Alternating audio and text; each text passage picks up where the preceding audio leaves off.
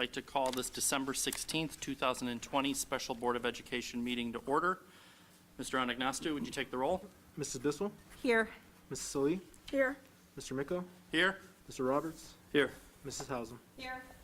All are present. Would you please stand and join me in the Pledge of Allegiance? I pledge allegiance To the flag of the United States of America and to the republic for which it stands, one nation, under God, indivisible, with liberty and justice for all. Next on our agenda is public comment. I have one slip. Gianna Manzo.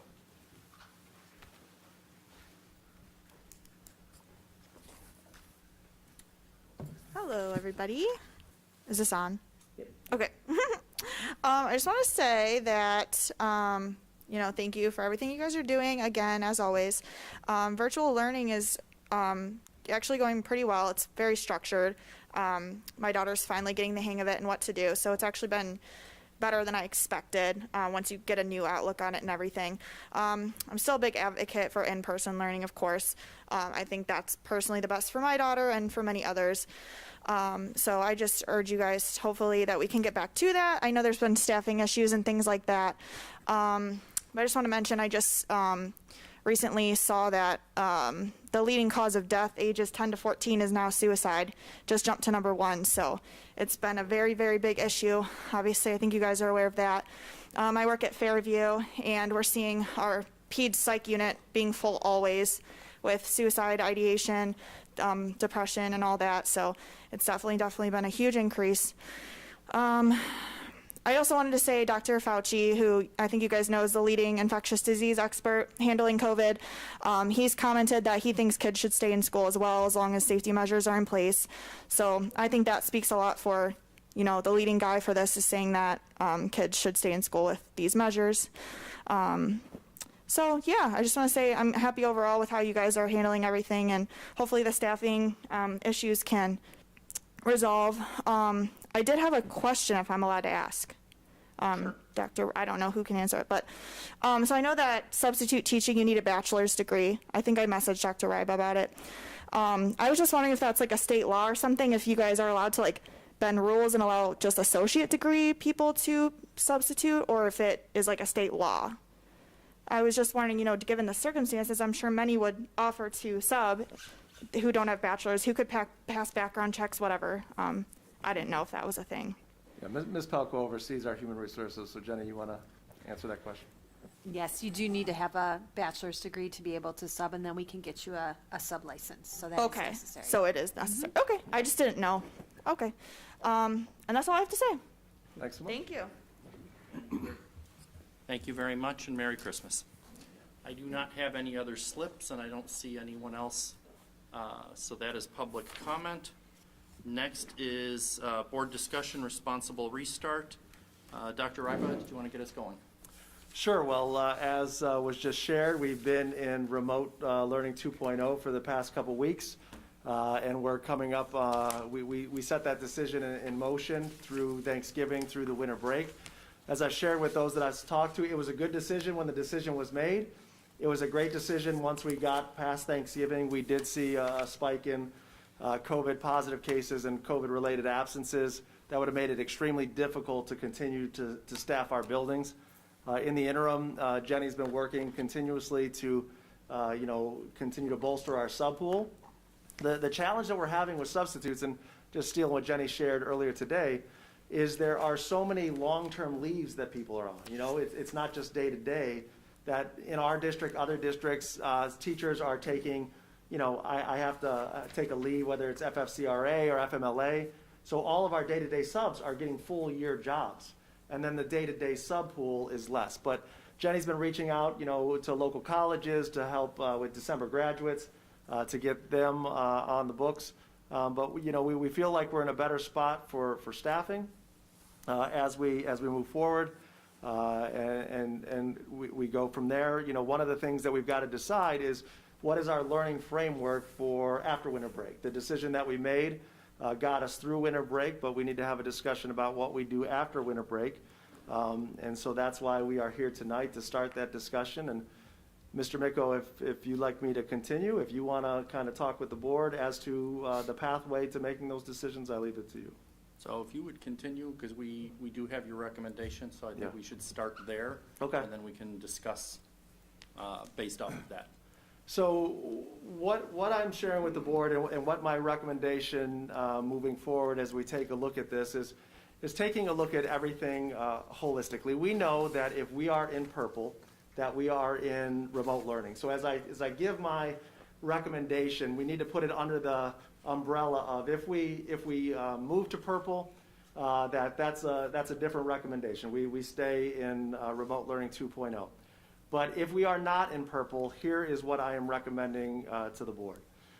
I am recommending that the week of January 4th, the first week that we're back, that we continue in remote learning 2.0 for that week. The reason that I suggest that and recommend that is by looking at our local data. By looking at, we took a look, and I asked Jenny to track for us, what were the COVID positive cases that we had 2 weeks prior to Thanksgiving? And what were the COVID positive cases we had 2 weeks after Thanksgiving? We saw a large spike in our COVID positive cases the first week after Thanksgiving. We saw a 175% increase in new COVID positive cases and a 90% increase in COVID-related absences. I have symptoms, I've been quarantined, whatever that may be. But what we saw is that in week 2 after that, we went back to, I gotta get a different mask, this one keeps moving on me. Andy, can you do me a favor? On my desk, there's another mask there. Can you grab that and bring that for me, please? Was it used today? Huh? No, it is freshly laundered. Thank you. So what we saw in the second week, that first full week, what was it, December 7th that week, we saw new COVID cases go back to our normal levels. And so the other thing that we took into consideration is that what we've seen with our staff cases, we have Jenny's the COVID coordinator for adults. We have our district nurse that's for students. Once they are exposed or in that process, that it's typically 7 to 8 days before they develop symptoms.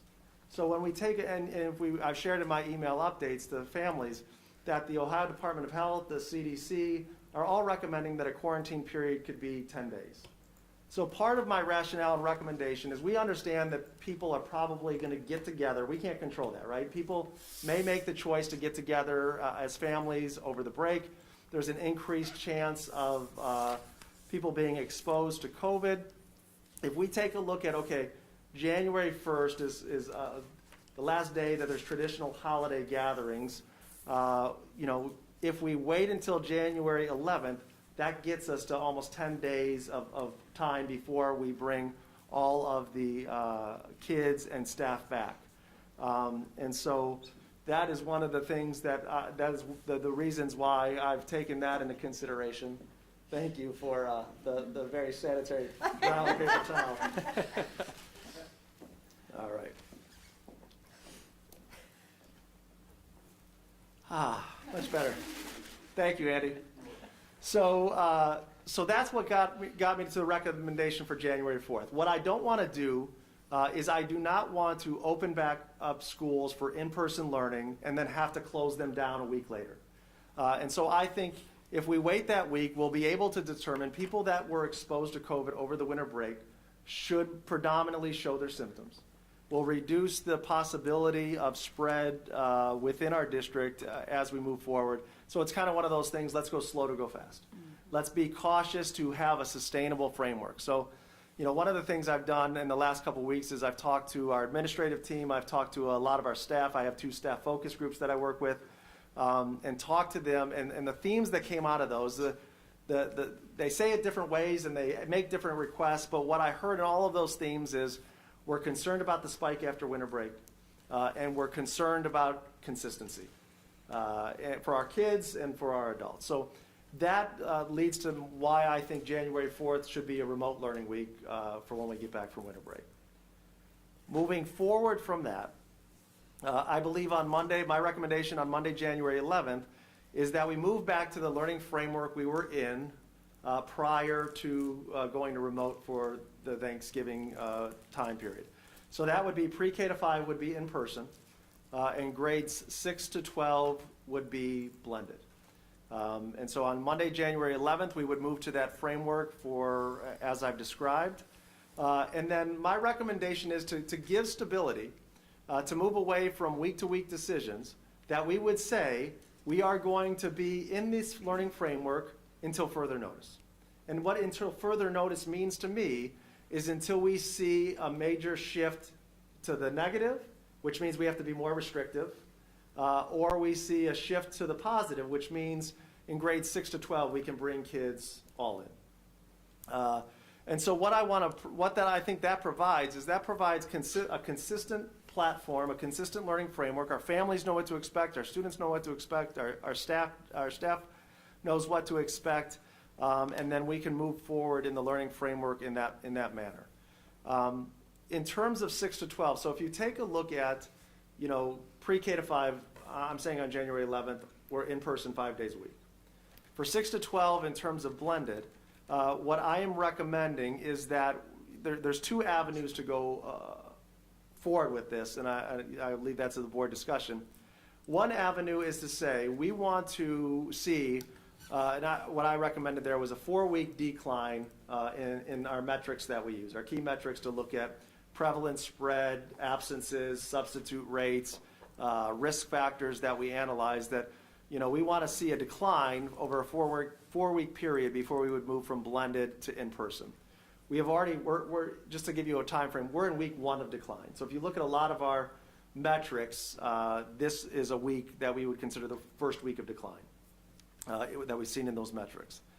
The other way that you can take a look at this is if you want to say and set a benchmark of a definitive date, you could say that grades 6 to 12 will be remote for January 4th, blended starting January 11th, and by this date we are going to move to in-person 5 days a week unless something happens that would cause us to stay in blended. So that's another way that I think are both 2 pathways that I would support moving forward with. Because in either of those pathways, you're using our data, you're using the metrics that we're using to take a look and to see if there's risk factors that we should pause on moving to that all-in model. The last thing in my recommendation is, okay, how do we provide stability if there's flare-ups or if there's, a building that has a higher prevalence of cases? And what I'm recommending is that we move away from we move away from transitioning the entire district from a learning framework to remote 2.0, but we look at strategically doing that based on the building need. So what I mean by that is once we implement this fully, I would be recommending that we look at the middle school and high school differently. We don't say, okay, middle school and high school, you both have to go back to blended now, or you both have to go back to remote. We would say, we're seeing a heightened number of cases or student attendance issues or staff substitute issues. So high school, we're going to move you back to blended, but middle school, you can stay all in. Or middle school, we're going to move you to remote 2.0. High school, you're going to stay in blended. So I think we need to be more strategic in our decision making. And so what this looks like in practice is that at the preschool and elementary level, preschool is its own unique entity in terms of how it's structured. And we socially distance more there than any other building, so I think we'll be okay. But at the elementary level, we move cohorts. The only intermixing we have, besides limited times on the entry and exit and buses, is by grade level. So what I would look at is to say, okay, we've had some concerns with COVID cases or quarantines in these grade levels that I'm recommending that I make the decision to say these grade levels would go to remote 2.0 for this period of time. It would allow us to use substitutes across the district to keep other buildings going. It would allow those quarantines and those cases to be all in the same structure, get a high quality education in a remote setting and get them back in a shorter period of time. And I wouldn't have to impact an entire building for a 5th grade issue or a 2nd grade concern. At the middle school, we've started to have initial discussions as to how can this work at the middle school, because when you look at the elementary and its grade level intermixing of cohorts, you look at you look at the elementary, it's grade level intermixing of cohorts. If you look at the middle school, it's grade level, but you've got more movement, right? It's more movement than the middle school. In talking with the administration there today, we feel that there's some possibilities to do grade level or team-based movements to Remote 2.0, but I am going to need a little more time to discuss and see what's feasible and possible there. At the high school, they are moving and intermixing all the time. So if we see spikes at the high school and we don't feel blended is going to be the solution, the high school is the one building that the whole building would have to go into Remote 2.0. We couldn't do it by grade level or department. It just wouldn't work at that level. So we could be very strategic at the elementary level, somewhat strategic at the middle school, and it's a building-wide decision at the high school. But that is my recommendation for how we address the projected winter spike after the winter holidays and stability in the learning framework. An immediate question, feedback at the high school, the middle school, and at the elementaries on how they, the hybrid or the blended teaching model. One of the challenges I think we have is that at any of the levels, when we do have the quarantines, having tools to be able to effectively allow the students to be isolated or quarantined, but also change from you have 2 weeks and it's going to be tough and we'll send home as much homework packets as we can to you're going to be quarantined at home, but your classes will be live streamed. Are we at a point now where we think we can be successful with that kind of scenario? So yeah, at the secondary level, I think we made great strides before the Thanksgiving break to move towards that. What we've shared before and has been shared, some classes don't transfer as well to live streaming, so they have alternative methods to get there. But the idea, are we set up for quarantines for students to continue on? As we take a look at the marriage between in-person instruction and SES Connects at the secondary level, that's what we have the system built for it. It's just going to take time to become fluid with it. So in talking with our teachers this week, some of the feedback that we received is, how do I engage and support students, in a virtual and a live environment in the same class? So it's not perfect, right? So the benefit is, are we ready for students to be at home in a quarantine or be at home in an SES Connects and have access to live instruction? Yes. How do we develop that and evolve it beyond a passive observer at home to an engaged participant in a classroom, no matter where you're seated? That's a process of growth, and we're going through that clunky stage of trying to figure out how that works in practice with our teachers. And when you take a look at the curriculum or the course guide that we have and the number of classes we have and the nuances to all of those classes, some it transfers more easily to than others. I know Dave shared an update with me earlier today. So one of the things in these concurrent classrooms, aren't you proud of me, Dave? So concurrent means we've got both live and virtual going on at the same time. That we're having is when we do breakouts and our students are working in groups, they may be working in groups with virtual students at home, that they're having trouble hearing. And it gets muddled with all of the noise. So Dave's department has bought earbuds with a microphone for all of our students so that we can address that issue. So we're chipping away at some of these things to make it work. And that's one of the things our teachers are starting to learn from practice is, how do I engage my students at home? Well, I use my students that are in the classroom to help with that. It doesn't have to be all on my shoulders. So instead of having the Google Meet just pointed at the screen, I have the Google Meet pointed at a couple kids, and we can engage that way. And we can, so those are things that they're trying, they're experimenting with. And I think, what we want to give our teachers a sense of safety and comfort that they could try these things, they can figure out what works, what doesn't. They're going to fail as they go through this and try different things, but that's okay. We're failing forward and learning from that, and that's how we're going to get better for it. And our parents have been, as far as I've had communications, have been great and patient and understanding that it's a learning process. And again, the reason, I mean, I know Seth's asked, I know we've all asked, but I think it's important that we have those tools. We should announce, or we should at least recognize that, you know, the larger world, we have had good news in the last couple of weeks. We have a vaccine. We have a number of vaccines. They're coming on board. We can see the beginning of the end. We can see the beginning of light at the end of the tunnel. But we do need to be able to effectively get from December 2020 to July, August 2021, whatever that time frame is. And I think being able to deal with the quarantines in a better way than we've had before is critical and important to me. Did anyone else have any follow-up questions? I do. You spoke to the, like, progressive effectiveness at the high school, but where are we with that at the elementary level? So at the elementary, you're talking about supporting students in quarantine or isolation. So our elementary principals met today. They have finalized their recommendation for how to support students that are in quarantine and isolation. So I would just ask at this time, I don't want to share publicly with what they haven't had a chance to talk with the masses about, but they have a plan.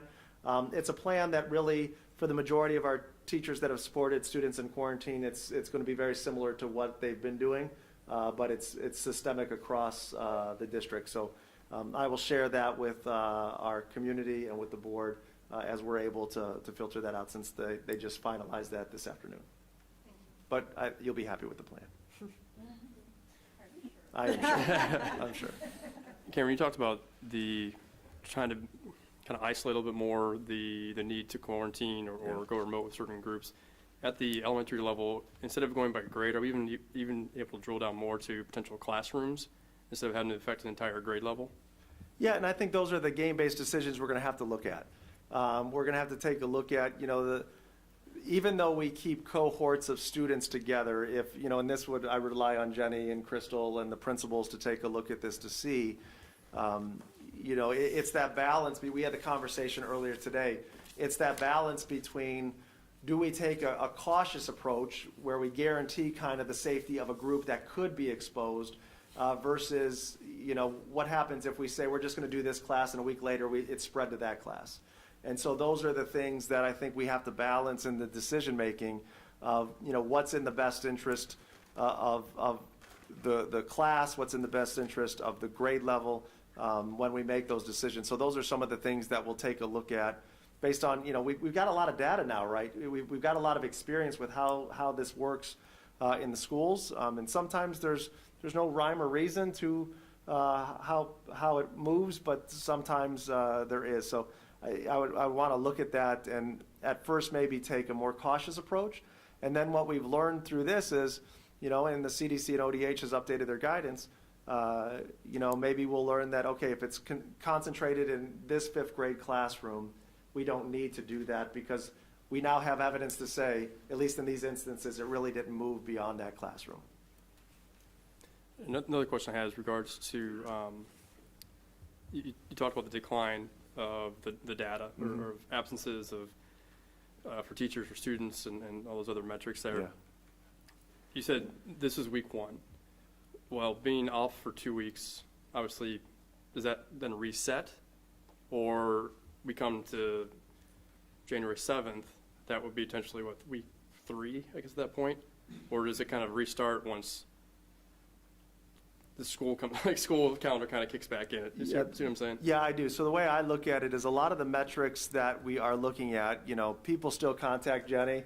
Her Thanksgiving break was filled with, contact tracing and COVID cases. And so what we'll have to do is take a look at as to whether we will, based on the amount of communication we get and information, whether we pause and just say, at the end of this. So depending on what this week is, this end of this week could be week 2 of the decline. And then January 4th, that week could be possibly week 3 of the decline, if that makes sense, because the 2 weeks of winter break, we're not going to have, That was my staff point, yeah. absences, student absences, the communication in terms of COVID positive cases may slow down a little bit simply because there's a time period lapse. So we'll just have to see, but that's my inclination right now that, hopefully things continue to move in the right direction. December 18th will be week 2 of the decline. January 4th, we'll pick that back up. Okay, that makes sense, because naturally those 2 weeks are going to be declined no matter what, Right, so, yeah. okay, thank you. Well, Parents, like, this is our last, well, I don't know, right now, I guess my question is, when would you make a change back if numbers start to go up? Like, cause, parents would like to have more than a week to know Yeah. what learning model we're in. So if we're saying today, we're gonna go, blend, remote that first week and, your recommendations for that second week based on grade level, what week would you be looking at changing that? Like, I don't know, right now we're declining, but the last week in December or that first week back in school in January, have you thought about that? Or? so in terms of, what kind of notice, our guideline has always been, and we talked about this, that it's our intent to give at least a week notice. If it's something that's immediate, it'll be shorter than that, but our intent would be to at least give a week's notice. And based on, kind of how we're looking at the data, you start to see trends increase. So I feel pretty comfortable that we would be able to say at least, hey, this building, this grade level, you're kind of on the watch list. We're concerned with the way things are going, and start to give some indication as to where things are at. But I think at least, this is just me talking from my own personal opinion, I think the idea of global consistency, here is the framework we're going to operate in until further notice.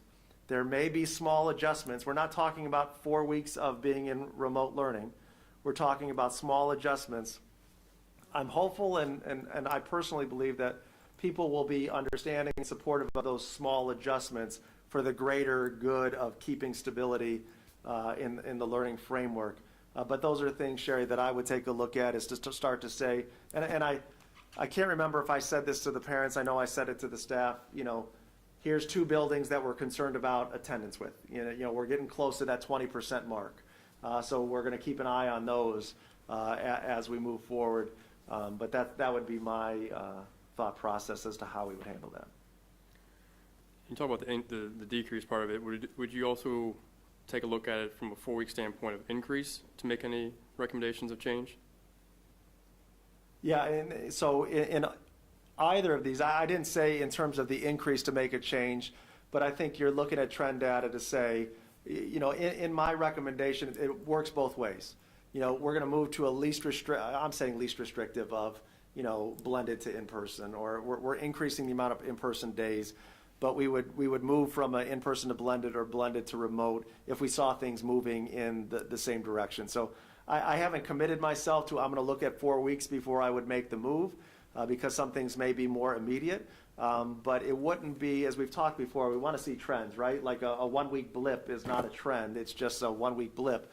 But if we start to see trend data that, okay, like we've seen over the last 6 to 8 weeks, things are steadily increasing in all of our measures. The outside measures of the county are being reflected by the inside measures of our school district. That's when I would take a look, if we started to see patterns and the patterns weren't at a level where it was cause for immediate concern, just something we had to watch. One of the things that resonates with me about the plan is that it localizes what's going on within our school, and it allows us to be specific and pragmatic. So the idea, the extremes are always easy to understand what the decision is. If one person if one person or 2 students are quarantined in a classroom, it would make sense to be able to keep the students in class, and those 2 students would be quarantined, and we now have tools to make that quarantine a little more effective. If, you know, if 16 out of 20 are quarantined, well, then at that point, it makes sense to say, listen, for consistency, the teacher can do remote 2.0 for a 2-week period. We'll get through that quarantine, and then hopefully we'll be able to get everybody back in person. And to have the ability to do those kind of pinpoints, whether it's an individual classroom or a grade level or what have you, versus saying, you know, this classroom has a large isolation or a large quarantine, we got to make the whole school go to remote. So I like the ability to do that. I think the information that we continue to learn, I'm going to cheat. Ms. Monzo mentioned Dr. Fauci, but I did see his interview, and he said, you know, what we know today is much more information and more nuanced than what we knew 3 months ago, 6 months ago. And it resonated with me that he said, if my choice, you know, we should work hard to keep schools open and we should close bars, because we have a better understanding of how the spread is occurring, where the spread is occurring, and it is not occurring the same way within schools. Another argument that resonates with me is, I think, as far as practice is concerned, you know, the mask wearing, the washing the hands, the physical distancing, the being aware that our behaviors have an effect, I think are taught better and are understood better when students are in the classroom than it is when they're at home. The consequences of being out of school give me pause. You know, I don't like to just pick on things, but the idea that suicide rate and depression and so on is going up, we do have to take that into consideration and respond to it. So I do think the proposal is reasonable, and I think it gives us a better ability to, again, educate our students, educate our children, and respond when their health and safety is at a serious risk. I support the idea of picking a date for when we go back to in-person. I think if the entire framework is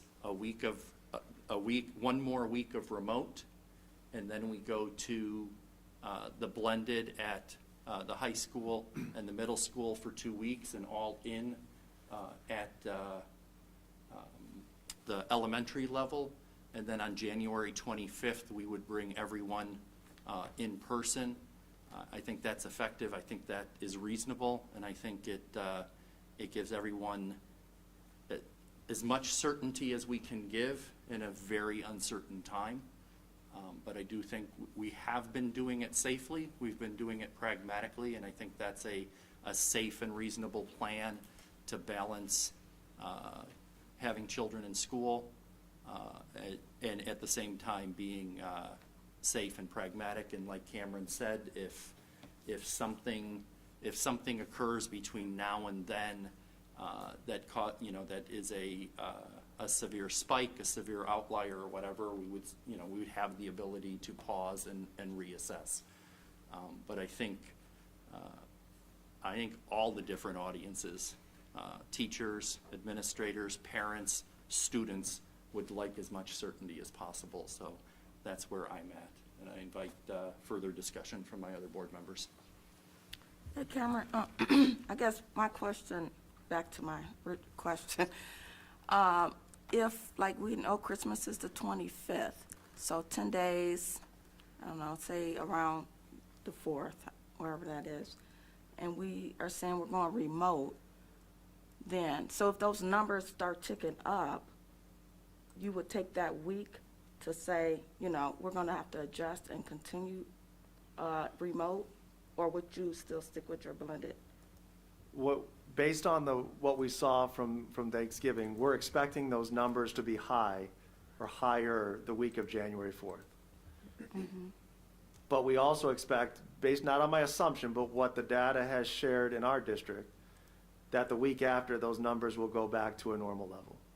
Because during the week, the people that were exposed, based on whatever their activities were, they would exhibit symptoms prior to that. And I have to commend our staff and our students. They've done a phenomenal job of following the rules in terms of being extra cautious and staying home when they're having symptoms.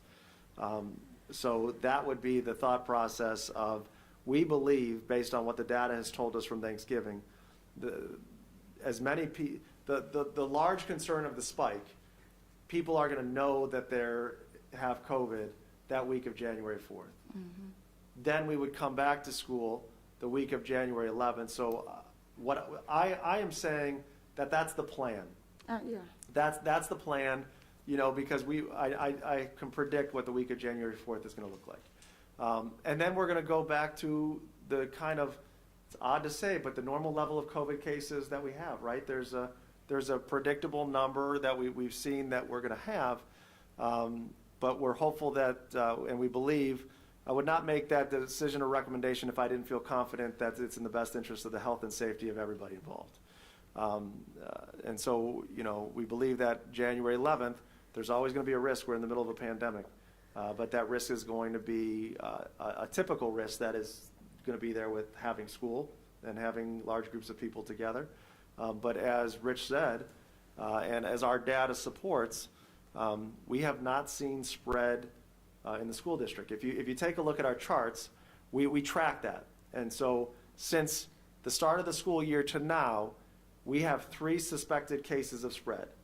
They're not definitive. We don't know, but we said, hey, it's possible, so we're going to be transparent and put them on the chart.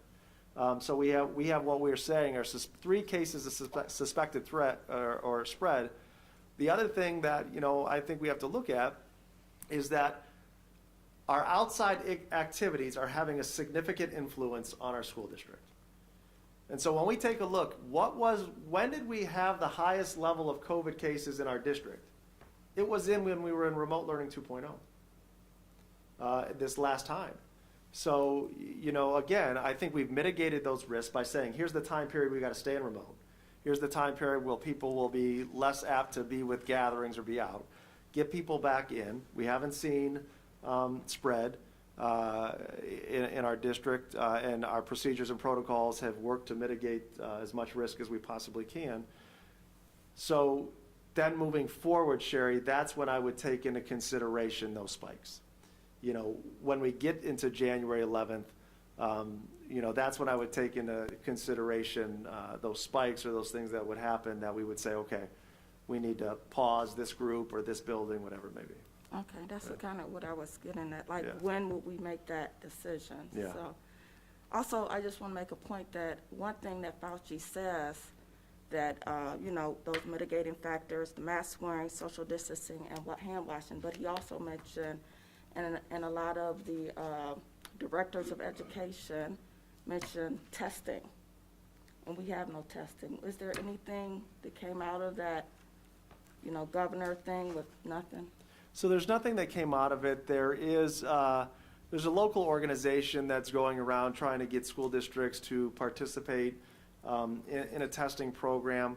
The challenge is, and this is not vetted by me, this is vetted by, area experts, is that there's pause from our Board of Health of doing things like that, especially for the validity of the validity and reliability of the tests. So that's one of the concerns that's out there to say, doing mass testing, it sometimes can give a false sense of security because of the results that are there. So there's been nothing that's been presented. What the governor shared, there's nothing that's come of that.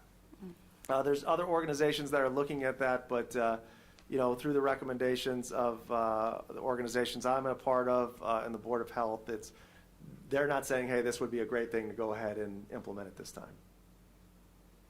I just say that to say, that would be for sure how we can determine, we would be able to say for sure there's nothing going on at the school, because we still don't know about asymptomatic spreaders or what have you. But yeah, based on what you said, I agree. I like the plan, and I like the flexibility of the plan to be able to change in the middle of the game if we see spikes. So, yeah.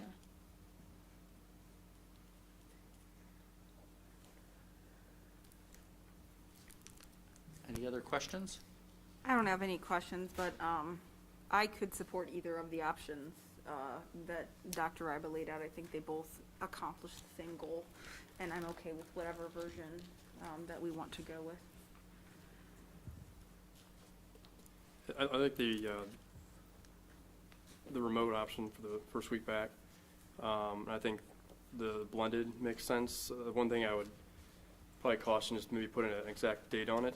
But so I think it's a combination of that decrease of the data and the trends that we're seeing, along with trying to have like a potential date in mind, but again, reserving the right to obviously pivot if need be at that time. So I don't think it's necessary to stay in a in-person for pre-K to 5 and blended for 6 to 12 for the kind of as it continues to go out. I think there is a time to try to get everybody back in school, but I definitely want to base it off of the trends that we're seeing in the data. And if that's the 25th, great. If it's the 1st or of February or whatever it may be, then I think that's fine. But I don't want to speak for Cameron, but I think we might be saying the same thing, because the approach is that we are going to look at the data at the individual levels, and so we will have that flexibility to say, something's happening that we want to be cautious at the high school, something's happening at not just the elementaries, but this specific elementary, and even more direct, this classroom or this grade level at this elementary. And if the information shows that it's widespread, we would act accordingly. But I do think it's important, if we follow the trends. I think January 25th is reasonable, and I do think there's an understandable want or desire to have as much certainty as possible, and to be able to say that we expect to be able to do this on this date, barring data that would caution us otherwise at a specific level. I think that gives a good measure to parents so that they can plan as effectively as possible, knowing it's difficult to plan in a pandemic. To our teachers, so that they can start to have that framework that this week I need to concentrate on remote entirely for my class. This week I need to concentrate for 2 weeks of blended, and I'm going to be ready to welcome everyone back, and also start to think about how do we whatever that framework is, how do we effectively mitigate safety, et cetera, and how do we balance those kinds of things. We were very pragmatic with the blended. We were pragmatic with the remote 2.0. I kudos to Mrs. Pelko, kudos to Mr. Wingler, kudos to, I don't want to call her Nurse Tackleberry. Crystal, thank you. But we do need to recognize the amount of time we're putting in on contact tracing, the amount of time we're putting in on all of that administrative, and figure out ways so that when we make these changes, we have plans and procedures in place so that the load is lighter administratively, and there's different ways as a team we can work through that. So I think having a date is effective just from a planning standpoint, and knowing that, again, barring anything unforeseen, we're going to go forward. I also think it's important because I think we want to, as safely as possible, have our kids back in school. I know we have a meeting on the 7th. Is the next one the 21st? 21st, yeah. Right, okay. So we have 2, okay. Yeah. Makes sense. Thank you. Do you have any benchmarks, I guess, when you talk about your decision-making in terms of the absences, substitutes, prevalence of spread, like some ideas of the numbers you're looking at? Yeah, so with the absences, we've used kind of a 20% benchmark. So, I break it down in terms of the absences of kind of 0 to 10% is a lower risk, 10 to 20 is a moderate, and anything above 20 gets above that moderate risk point. When we take a look at the spread, or not the spread, as positive cases, I use metrics that are looking at cases per 100,000, just like over a 2-week period. So I have that broken down into 3 categories, again, that look at kind of low risk, moderate risk, higher risk. So those are, benchmarks that we look at. I want to be clear that when I look at this, I'm looking at both internal and external factors. I'm just weighting them a little differently. I'm considering and weighting the external factors, but I'm giving more weight to the internal factors. Because the internal factors are just a reflection of the external environment out there. So, those are the things that I do have weighting scales for each of those things. We take a look at, busing levels. That's the thing we have to consider is how many students, what's the average ridership on a bus? What's the cohort movement on a bus?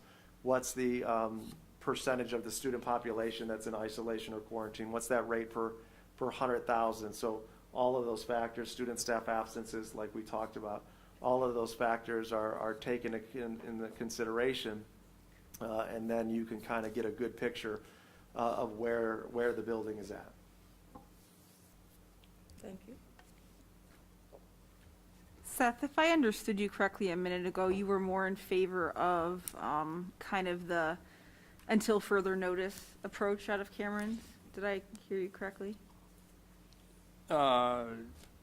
Yes, based on the trends. Okay. I think the 25th is fine to have as a ideal date in mind. I just don't want to be married to that in the sense that the data shows otherwise. Okay. What I was going to ask was, I think it maybe doesn't even matter, but does like moving the date further make the date more appealing, or No. it doesn't change anything? That doesn't change it. Okay. So if I can paraphrase, we want to be able to, again, have as much certainty as possible, but we're not going, I don't think anyone on the board is committed to saying we're going to be slave to the date, the Correct. data be damned. Again, we all are of the same mind that if our students can be in school safely, that's where they should be. None of these decisions are easy or light, or else we wouldn't be discussing them at length. But I do think we have a reasonable plan, and unless there was any other discussion, I'd like to make a motion to move forward with that plan. Is there any other discussion? So hearing no other discussion, I'd like to make a motion that we adopt our plan, that the week January 4th. January 4th to January 7th will be a week of remote. Then the next 2 weeks will be a return to in-person for K through 5, 2 weeks of blended for the middle school and the high school, and then January 25th would be a return to in-person for all grade levels, barring data otherwise. That's my motion. Do I have a second? Second. Any further discussion? I would just clarify, I don't know how George is writing it down, but it's January 4th to January 8th. If you're just saying the week of January 4th, that's fine, but it's, Yeah, we're off we one day. want to, we want the minutes to be accurate. And So January pre-K, not K. I'm sorry? And also pre-K, not K. Oh, gosh, I'm sorry, I forget the pre-K. So let's just, January 4th to January 8th. You pull the calendar up. I do have another question too before we vote. We'll have discussion. Let's get the motion clear. So, January 4th to January 8th would be remote. January 11th through the 22nd would be in-person for pre-K through 5, blended for the middle school and the high school, and January 25th would be in-person for all grade levels. And you had a question. Yes, regarding the preschool. I recall reading somewhere that we were looking to keep them. Will they still be remote this first week as well? Like Yes, so, January so 4th? they will be remote for the first week as well. Part of our, Andy and his department has worked on remote learning plans. So even when we're in remote, we have students with disabilities that come in for their specially designed instruction. I did propose in the recommendation that right now we are implementing kind of an appointment schedule for providing those services. There's been some discussion about having our students with disabilities at the preschool follow their typical schedule. Yeah, and so that's one of the things I want to loop back with Megan to say, since it's just this 1 week, do you want to switch for that 1 week? Or do you want to stay with the appointment and then plan for if we ever go into remote again, what that would be, yeah. Thank you. Mm-hmm. Any other discussion? Hearing none, Mr. Anagnostou. Mr. Miko? Yes. Mrs. Hausum? Yes. Mrs. Bissell? Yes. Mrs. Sully? Yes. Mr. Roberts? Yes. And the motion carries. That point on our agenda, we are ready to move to board discussion, at which point we will stop the live streaming because we're going to go into retreat mode. Before we do that, I do want to take the time, regardless of what your beliefs are or what have you, I want to wish everyone a happy Hanukkah, a Merry Christmas, a happy Kwanzaa, a happy Boxing Day. Take the holiday time to remember what's important, and for us in the school district, what's important is family and our children, and recognizing that we're going to take a little bit of time to concentrate on that. And please, whatever decisions you make them wisely, how you spend those holidays. Individual decisions, I said this in an email, individual decisions that we make all add up to a outcome or a decision for our community. So whatever you do, please do it wisely, and please have a restful and a happy holidays. Thank you very much.